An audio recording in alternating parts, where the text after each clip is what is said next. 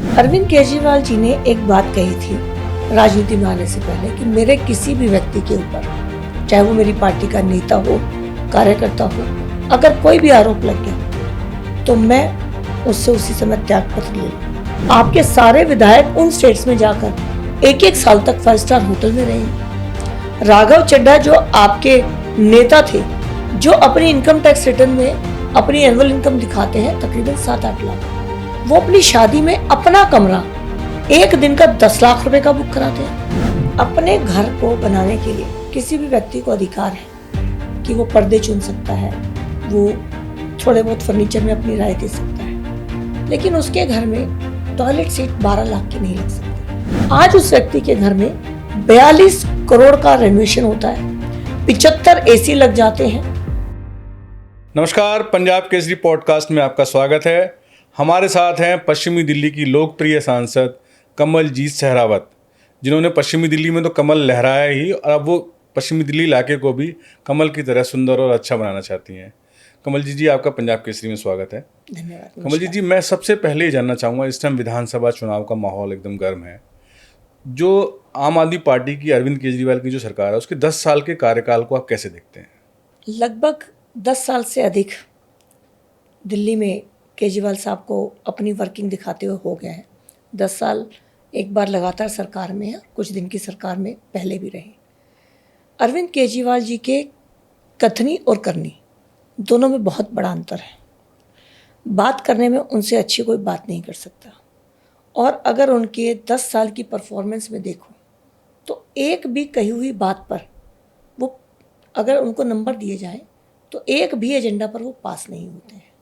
तो पिछले 10 साल से दिल्ली का दुर्भाग्य रहा कि एक ऐसा व्यक्ति दिल्ली को मिला जिसने बातों की जादूगरी और डेटा के खेल से दिल्ली की जनता को ये दिखाने की कोशिश की कि राजनीति करने का मेरा तरीका दूसरा होगा।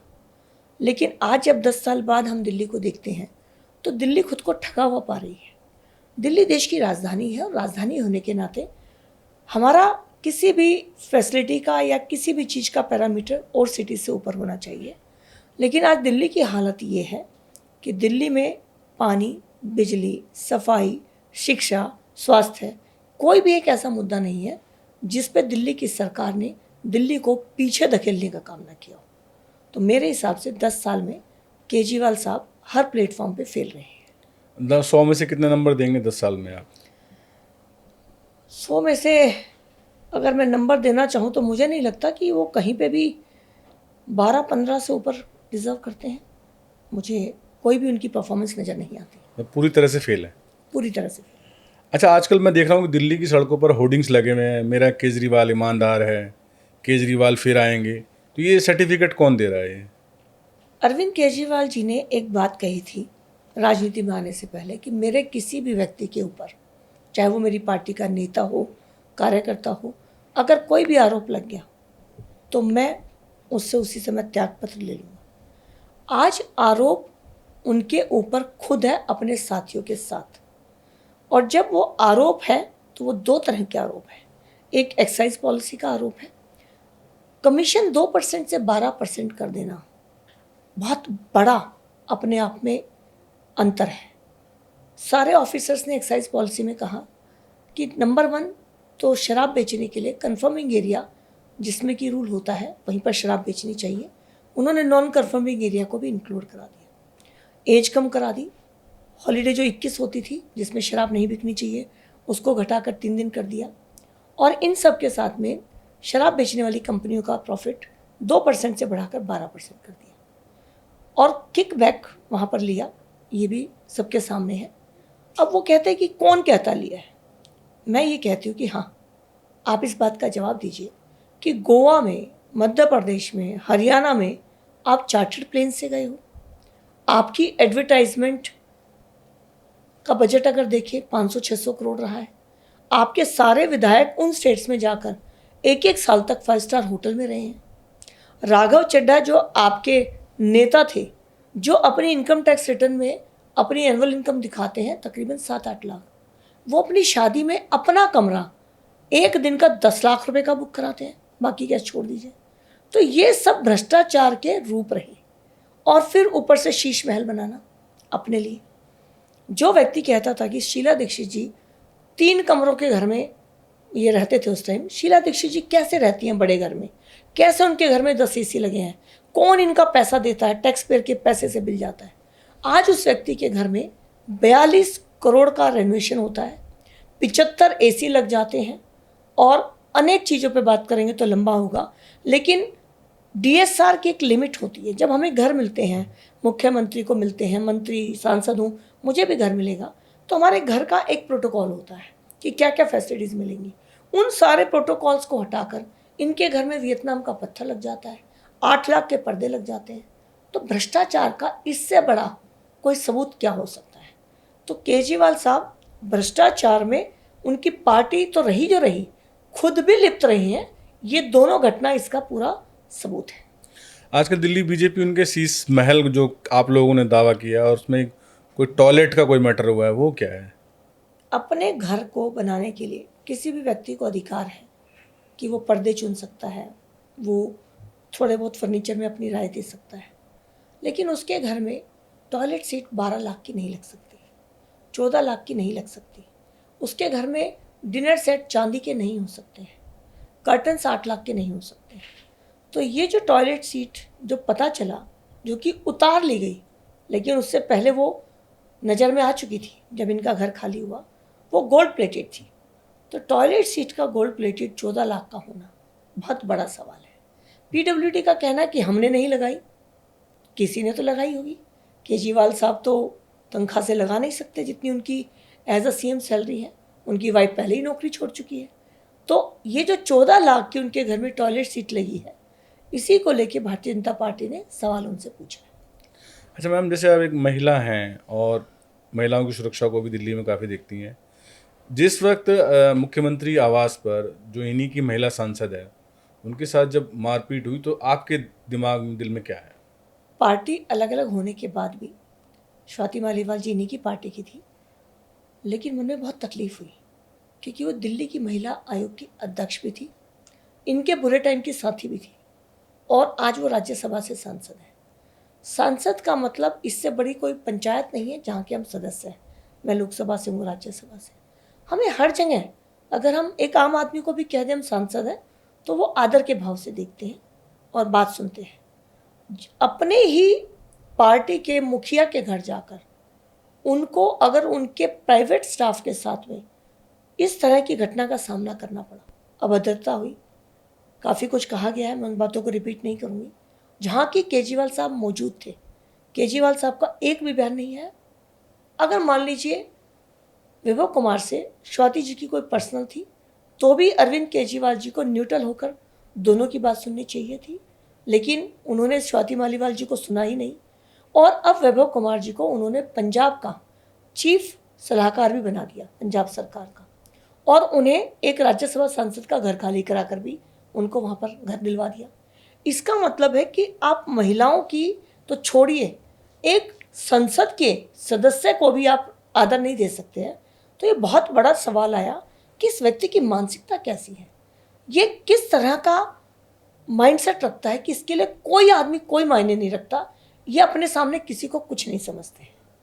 अच्छा मैम, आजकल जैसे विधानसभा का दौर है तो अब पार्टियों में आने जाने का दौर भी चल रहा है, तो अभी आपकी पार्टी में इससे पहले एक मिनिस्टर आए थे आनंद जी, आप गहलोत जी आए, तो वो आते ही जो है इन पर प्रहार कर रहे हैं कि केजरीवाल भ्रष्ट है, ये है, तो ये बोलते हैं कि ये ईडी सीबीआई के डर से ऐसा बोल रहे हैं, या बीजेपी में भी इसीलिए गए हैं बचने के लिए।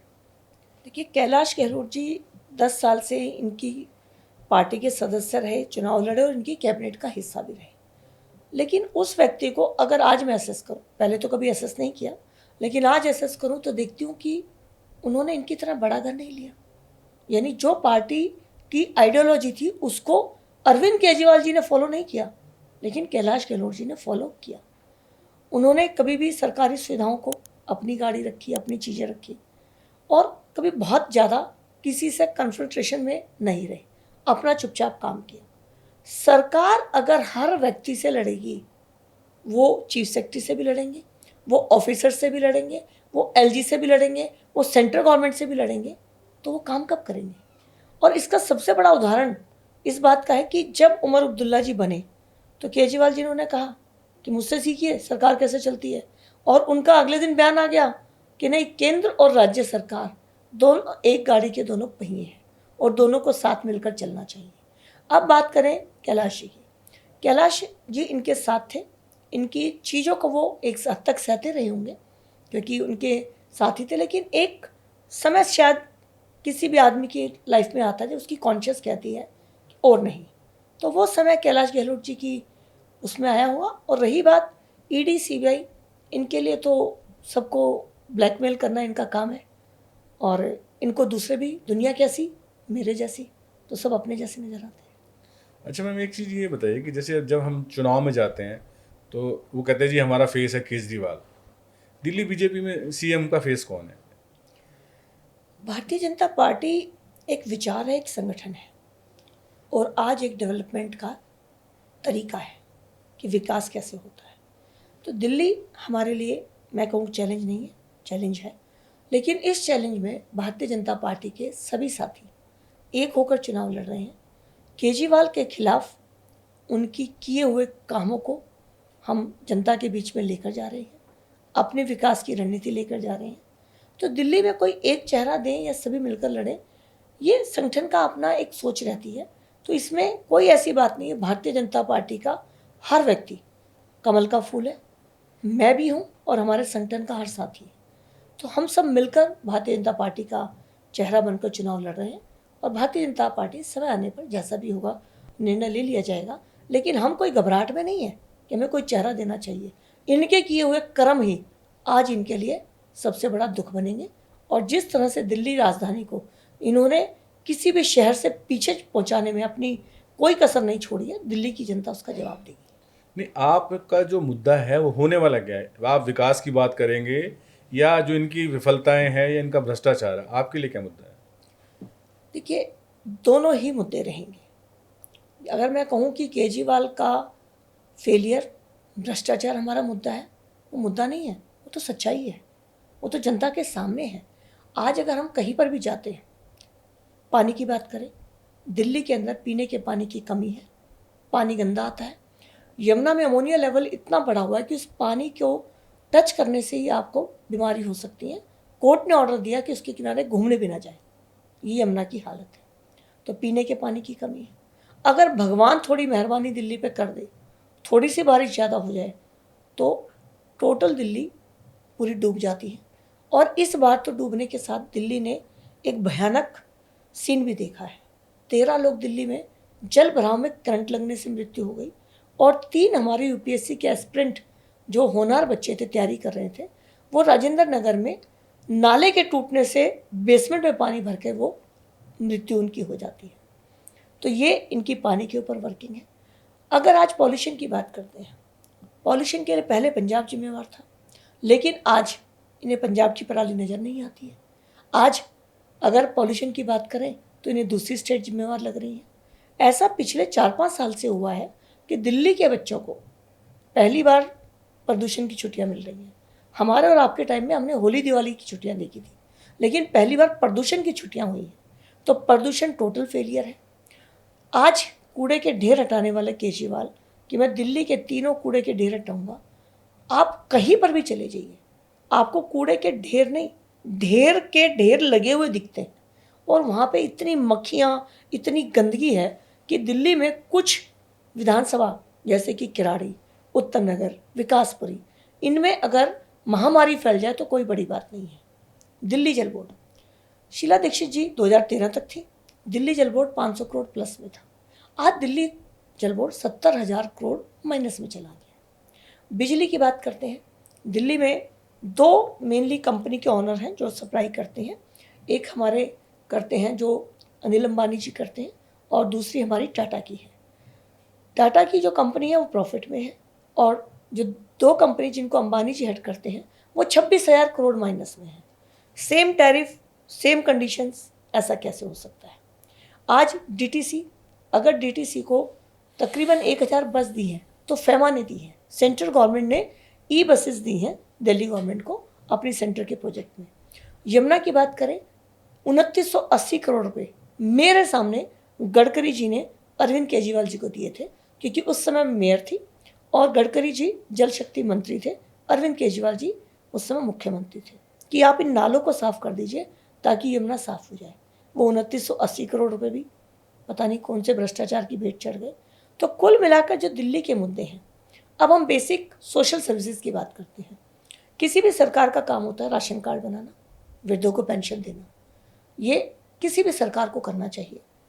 10 साल के अंदर 90,000 राशन कार्ड बनने का कोटा दिल्ली का था, क्योंकि 1,68,500 राशन कार्ड बनने चाहिए और पिछली सरकार में 90,000 राशन कार्ड कम थे। इन्होंने 10 साल में कोई राशन कार्ड नहीं बनाया। अब आकर नवंबर में घोषणा करते हैं कि हम 15 दिन के अंदर 90,000 राशन कार्ड बनाएंगे। तो अगर आप अब बना सकते हो तो आपने पहले क्यों नहीं बनाए? वृद्धों की पेंशन, लोग एप्लीकेशन भरकर इंतजार करते करते भगवान को भी प्यारे हो गए, लेकिन इन्होंने बुजुर्गों की पेंशन शुरू नहीं करी। आज वो कह रहे हैं कि हम वृद्धों की पेंशन लगाएंगे। और कमाल की बात है, आज पूर्व मुख्यमंत्री अगर किसी सभा में जाते हैं तो वहाँ पर ये घोषणा करते हैं, लोग कह रहे थे कि जी पानी के बिल बहुत आ रहे हैं, तो अरविंद केजरीवाल जी मंच से बोलते हैं कोई बात नहीं, फरवरी में मेरी सरकार बनने दीजिए, मैं सब माफ़ कर दूंगा। ये वो अभी मंच से बोल रहे हैं, अभी सिर्फ 1 हफ्ते पहले की बात है। जी। तो ये जब बात हो रही है तो दिल्ली की जनता खुद को ठगा हुआ महसूस कर रही है। दिल्ली के अंदर स्पोर्ट्स यूनिवर्सिटी बना देते हैं और वाइस चांसलर भी अपॉइंट हो जाता है, वाइस चांसलर की सैलरी भी जा रही है, बहुत बड़े हमारे देश की खिलाड़ी उसकी वाइस चांसलर अपॉइंट होती है, जबकि वहाँ पे तो अभी गेहूँ उग रहे हैं। तो इतना कागजों में काम करने का जो स्वभाव है अरविंद केजरीवाल जी का, वो अब दिल्ली की जनता की आंखों के सामने आ चुका है और दिल्ली की जनता समय आने पर इन बातों का जवाब देगी। नहीं, आपको लगता है कि जो केजरीवाल का जो फ्री वॉइस है, बिजली, पानी, डीटीसी बसों में महिलाओं के लिए फ्री सफ़र, इसके भ्रमजाल से दिल्ली के लोग निकल पाएंगे?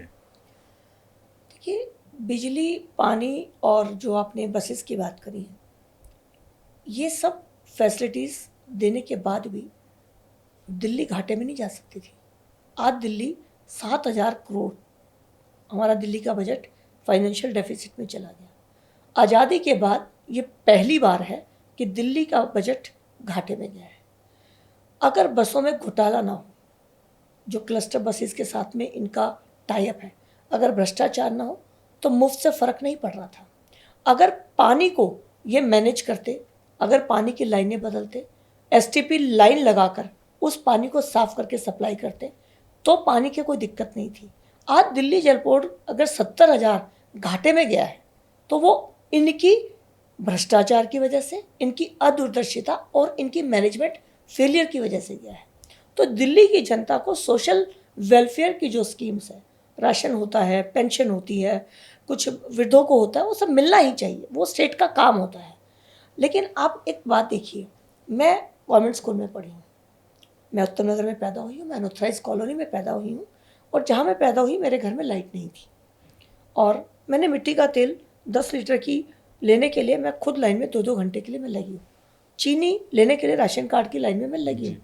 तो मैंने वो दिल्ली देखी है।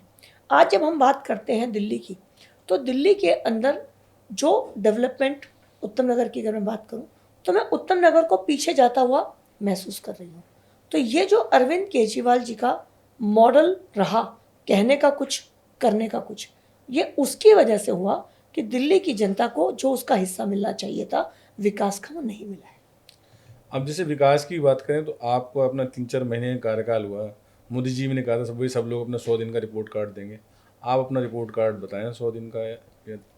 देखिए, सबसे पहले जब मैं चुनाव लड़ने गई तो मेरे सामने, क्योंकि पहले मैं पश्चिमी लोकसभा के बारे में बताऊं, पश्चिमी लोकसभा तकरीबन 25 लाख से अधिक वोट हमारी पश्चिमी लोकसभा में है और हमारे यहाँ पर गांव भी है और अनऑथराइज कॉलोनी और शहर भी है। तो सबसे पहले गांव में एक समस्या आ रही थी मोटेशन की। तो अगर मोटेशन में पिछले कुछ सालों से रुका हुआ था, तो चुनाव में जब लोगों ने कहा, हमने उन्हें कहा कि हम अपना चुनाव जीतते ही इस पर काम करेंगे। अनऑथराइज कॉलोनी में मैं जहाँ पर भी गई तो लोगों ने कहा कि बीएसएस मीटर नहीं लगा रहा है, वो डीडीएल लैंड पूलिंग का कोई एनओसी मांग रहा है और वो बीएसएस प्रॉब्लम कर रहा है। उसके बाद कुछ ट्रैफिक के इश्यूज थे, इस तरह के कुछ पॉइंट हमारे सामने आए। तो अपने पहले 100 दिन में हमने मोटेशन क्लियर कराया। इसके लिए अंदर जो हमारा दिल्ली लैंड एक्ट है उसके अंदर चेंज करना पड़ा, तो उसको चेंज करवा के हमने मोटेशन, जो प्रॉपर्टी अपने पेरेंट्स से बच्चों को जानी है, उसको हमने मोटेशन बिल्कुल खुलवा दिया है, लोगों को कोई दिक्कत नहीं हो रही है। डीडी में बात करके हमने जो हमारी डीडी लैंड पूलिंग का एनओसी था उसको एक्सप्लेन किया कि ये कॉलोनीज गलत है, वहाँ से हमने नोटिफिकेशन कराया, तो हमने अनऑथराइज कॉलोनी को इसका फ़ायदा दिया है। बाकी भी जो लोगों की दिक्कत आई है तो हमने उन लोगों को सहयोग किया है। अब कुछ काम लोग जो लेकर आते हैं, कुछ नहीं बल्कि मैं कहूँ 90% जो लेकर आते हैं वो दिल्ली जल बोर्ड के हैं। दिल्ली जल बोर्ड में सीवर, आज रजौरी गार्डन, टैगोर गार्डन, मायापुरी, ये जो क्षेत्र था ये डेवलप्ड एरिया था। यहाँ पहले से पॉश एरिया। अच्छी सड़कें, अच्छे सीवर, अच्छे पार्क, लाइट सब बढ़िया था। लेकिन 10 साल में आज अगर आप देखेंगे वहाँ पर सीवर के पानी से गलियाँ भरी हुई हैं, पीने के पानी में सीवर का पानी मिलकर आ रहा है। जब ये सारी चीज़ें हमारे सामने लोग लेकर आए तो यहाँ हम थोड़ा सा मजबूर खुद को महसूस कर पाए। कारण है कि ये दिल्ली सरकार के पास है। हमने कोशिश करी, दिल्ली जल बोर्ड के चीफ इंजीनियर से मिले, हमने दिल्ली जल बोर्ड के और ऊपर के अधिकारियों से बात करी, पर ये जानकर बड़ी हैरानी हुई कि दिल्ली जल बोर्ड के पास आज अगर कहीं पर 10 लाख की लाइन डालनी है, सीवर कहीं पे लाइन टूट गई, तो वो पैसे भी दिल्ली जल बोर्ड के पास नहीं है। चीफ इंजीनियर्स ने खुद कहा कि हम घाटे में हैं, हमें पीछे से बजट नहीं मिल रहा। तो आप देखिए कि 10 लाख की लाइन के लिए अगर पैसा नहीं है तो आगे चलकर दिल्ली के हालात क्या होंगे। तो ये जो हमारे हाथ में समस्याएं थी हमने हल करी हैं। कुछ समस्याएं ऐसी हैं जो हम अभी भी चाहते हैं कि दिल्ली, खासकर पश्चिमी दिल्ली, मेट्रो की कनेक्टिविटी है। मेट्रो अभी नजफगढ़ ढांसा बस स्टैंड तक गई है, तो हमारी कमिटमेंट है कि नजफगढ़ ढांसा बस स्टैंड से ढांसा गांव तक जानी चाहिए और इधर नजफगढ़ से नांगलोई तक मेट्रो स्टेशन को कनेक्ट होना चाहिए। इसके लिए मैंने पहले मैंने एलजी साहब से मीटिंग की, उसके बाद यूडी मिनिस्टर खट्टर जी से अपना रिप्रेजेंटेशन दिया है और जल्द ही हम उसके ऊपर सर्वे भी कराएंगे। तो अपने 100 दिन में हमने जो कहा था हम उस पर काम कर रहे हैं। अभी 2-3 दिन पहले मैं देखा था कुछ सिखों के लेकर आप लोगों ने कुछ किया है। जी, वेस्ट दिल्ली में सबसे ज़्यादा सिख परिवार रहते हैं और 1984 में जिस तरह से दिल्ली में वो भयानक घटना हमने देखी, पूरे देश में घटनाएं हुई लेकिन उसका सेंटर दिल्ली रहा। और दिल्ली में भी मैं कहूँ वेस्ट दिल्ली रहा तो कोई बड़ी बात नहीं है। मैंने आपको पहले बताया, मैं उत्तम नगर में बॉर्न बॉटअप हूँ। मैंने खुद उन चीज़ों को अपनी आंखों से होते देखा है। मैं 6ठी क्लास में, 6th क्लास में थी मैं उस टाइम पर, और हमारे आसपास में जितने सिख रहते थे मेरे फादर ने अपने स्कूटर पे बिठा के उनको मोटा सिंह स्कूल पहुंचाया। मैं फादर के साथ रात को मिलने भी गई, वहाँ पे जो हम अपनी तरफ से कर सकते थे वो किया। लेकिन बहुत लंबे समय के बाद भी सिखों को न्याय नहीं मिल पाया था।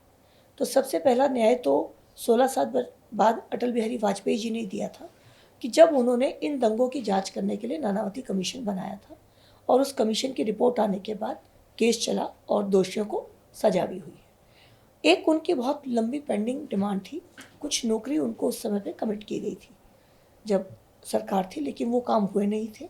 तो वो काम हमने एलजी साहब से मिलकर उसको किया है और अभी उस दिन हमने 47 लोगों को अपॉइंटमेंट लेटर दे दिए हैं।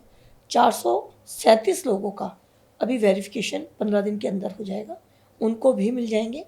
एक उनकी डिमांड थी कि जो हम कॉलोनी में रहते हैं तिलक विहार, क्योंकि वहाँ पे उस समय की जो विधवा है वो काफ़ी संख्या में थी, तो उसको विधवा कॉलोनी, विडो कॉलोनी कहते हैं, तो ये नाम उनको तकलीफ़ देता है। तो एलजी साहब ने कहा है कि आप जो भी नाम मुझे सजेस्ट करेंगे उस नाम को हम रख देंगे। तो एम्प्लॉयमेंट देने का काम और कॉलोनी को नाम चेंज करने के लिए एलजी साहब और मेरा वहाँ पर जाना हुआ था। हमारे साथी राहुल हैं, अभी इनके मन में कुछ आ रहा था आपकी पश्चिमी दिल्ली लेकर। मैम, सबसे बड़ी जिज्ञासा ये है कि अभी आपने कहा कि बीजेपी आश्वस्त है दिल्ली विधानसभा चुनाव जीतने के लिए। अगर हम पूर्व की बात करें 2014, 2019 में भी और अब 2024 में भी दिल्ली के 7 सांसद लगातार जीते हैं, तो इस बार ऐसा ठोस आधार क्या होगा हमारी जनता को? आप पंजाब केसरी के माध्यम से बताइए कि दिल्ली में परिवर्तन होने जा रहा है और भाजपा परिवर्तन भी लेकर आ रही है, तो कुछ ठोस चीज़ बताइए कि जिस पे जनता यकीन करे कि भैया बदलाव का समय आ चुका है। सबसे पहले तो मैं दिल्ली की जनता जनार्दन का आपको मूड बताना चाहती हूँ। 2014, 2019 और 2024 इन तीनों चुनाव में एक अंतर था। 2024 में कांग्रेस और आम आदमी पार्टी मिलकर लड़ी, जो कि पहले नहीं हुआ था। इससे बड़ा कोई चैलेंज नहीं हो सकता था। और खुद को जेल जाने के विक्टिम दिखाने के रूप में केजरीवाल साहब ने पूरी दिल्ली में उनको जमानत मिली और उससे पहले भी होर्डिंग लगे हुए थे कि जेल का जवाब वोट से। तो दिल्ली की जनता ने 7 सांसदों को जिताकर ये बताया कि हम ये मानते हैं कि सांसद के रूप में भारतीय जनता पार्टी के सांसद ही ठीक है। यानी पहली बात तो ये हुआ कि दोनों वोट मिलने के बाद भी हम 7 सीटें जीते। अब दिल्ली की जनता कैसे हम पर विश्वास करेगी और कैसे इनसे मोहभंग हो। 10 साल बहुत लंबा समय होता है। 5 साल में आप अपने कहे को कर पाएँ, जनता को लगा होगा कि समय कम था, इसलिए 5 साल और दिए और 10 साल के अलावा टॉपअप भी दिया, निगम भी दी 2 साल पहले। आज हम बारी बारी बात करते हैं। 10 साल के अंदर दिल्ली सरकार हर बार कहने के बाद यमुना साफ नहीं कर पाई, यमुना गंदी होती चली गई। डीटीसी के कर्मचारी, उनको तनख्वाह मिलनी भी बंद हो गई, पक्का होना तो बहुत अलग बात थी। आज अगर दिल्ली की बात करें हम लोग तो मोहल्ला क्लिनिक 1000 खोलने थे, 400 से ऊपर नहीं खुले, और जो खुले हैं मैं अपने क्षेत्र का बता रही हूँ, कभी भी आप आ सकते हैं, बंद पड़े हैं, या वहाँ पे जो खुले हैं उसके अंदर सब स्टैंडर्ड मेडिसिन मिलती है। स्कूलों की जो बात थी, आज स्कूलों की बिल्डिंग के नाम पे करोड़ों अरबों रुपए खर्च हुए, लेकिन मैं और आप भी अगर अपने आज घर बनाते हैं, अगर बजट कम होगा तो हम 4 कमरे नहीं बनाएंगे, 2 बनाएंगे, लेकिन लेंटर डाल के बनाएंगे। इन्होंने जितने स्कूल बनाए हैं वो सब त्यारन टुकड़ी के बना के नीचे से प्लस्तर किया है, और उसके अंदर दरार आई है, जिसमें शिक्षा मंत्री रहते हुए आप आतिशी जी की बहुत वीडियो देख सकते हैं जिस पे उन्होंने ठेकेदारों को डांटते डपटते हुए नजर आती हैं। तो ये सारे मुद्दे, शिक्षा का मॉडल फेल, स्वास्थ्य का मॉडल फेल। दिल्ली की अब निगम की बात करें, 3 बातें इन्होंने कही थी। दिल्ली के 3 कूड़े के ढेर हम खत्म कर देंगे, दिल्ली की जनता का प्रॉपर्टी टैक्स हम माफ़ कर देंगे, और सारे कर्मचारियों को पक्का कर देंगे। तकरीबन आप अगर एमसीडी की बात करें, 40,000 कर्मचारी 1 लाख में से कॉन्ट्रैक्ट के ऊपर है। हमारी प्रॉब्लम ये होती थी कि हम डीबीसी कर्मचारी, एक एग्जांपल की बात करती हूँ, डीबीसी कर्मचारी 2010 में रखे हुए, जब कॉमनवेल्थ गेम हुआ तो इन कर्मचारियों को दिल्ली में डेंगू मलेरिया चिकनगुनिया ना फैले, इनको रखा गया, लेकिन फिर जरूरत महसूस हुई कि इनको रखना जरूरी है, तो इनको कंटिन्यू हम करते रहे। इनको हमने, जब हम कॉरपोरेशन में थे, मैं खुद मेयर थी, हमने इनको पक्का करने के लिए फाइलों पर भेजी, क्योंकि आरआर बनाना दिल्ली गवर्नमेंट का काम है, तो हमने भेजी, इन्होंने नहीं किया। लेकिन अपने जब चुनाव लड़ने का इन्होंने एजेंडा दिया और जब अपना मैनिफेस्टो दिया, तो इन्होंने कहा एक साइन ही तो होना है, आप देखिएगा हम करेंगे। आज 2 साल हो गए, सिर्फ मेयर है, स्टैंडिंग कमेटी नहीं बन पाई। 23 कमेटी होती हैं जो कॉरपोरेशन के अंदर होती हैं, डैम्स, हॉर्टिकल्चर, ग्रांट, अनेक तरह की कमेटी होती हैं, वो 23 कमेटी नहीं बनी। आज वो जो 3 कूड़े के ढेर हैं वो तो अपनी जगह है ही हैं, दिल्ली में जगह जगह कूड़े के ढेर हो गए। तो दिल्ली में प्रॉपर्टी टैक्स के ऊपर आज सीलिंग हो रही है, तो दिल्ली ने इनको एमएलए देकर भी देख लिया, पार्षद देकर भी देख लिया, और दिल्ली की जिस हालत में पहुंचा दिया आम आदमी पार्टी ने।